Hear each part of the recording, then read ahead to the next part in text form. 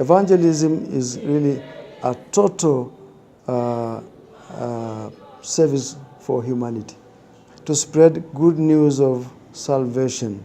And what I mean here is to prepare the soul, the heart, to be friendly with God. And this issue of friendly with God starts with the person himself or herself and those who are around him or her.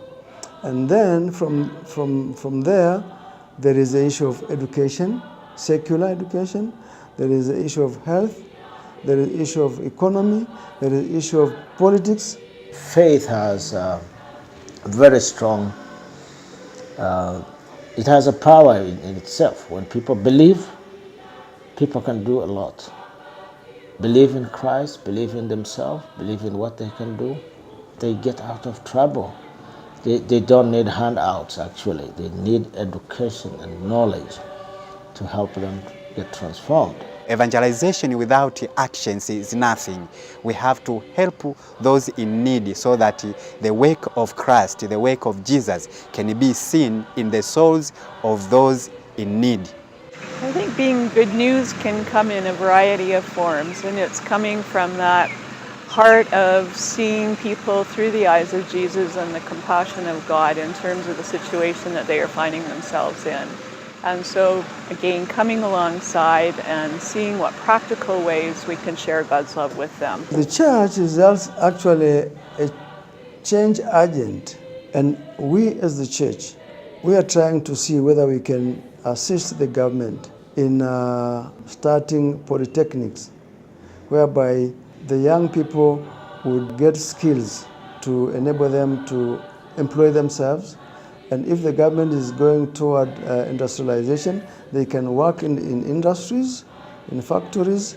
So we have this one in our mind. In this country, we even, like churches, contribute more than 10% of the social services. And the community level too, we have quite a good cooperation with the dispensaries, schools, secondary schools. We have started a university. Economic issues, of course, the climate change.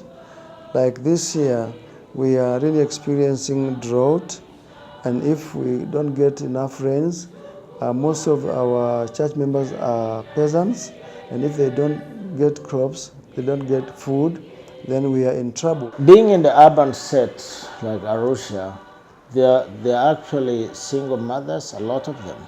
They don't have husbands, they're not married, they have children. They don't have jobs, they don't have any work sometimes. And we feel like we need to address those.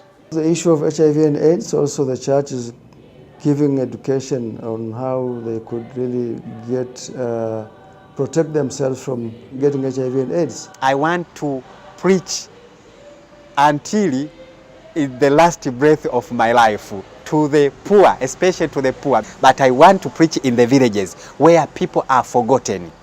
For instance, here in Arusha, the Maasai land has been forgotten. So I want to go there.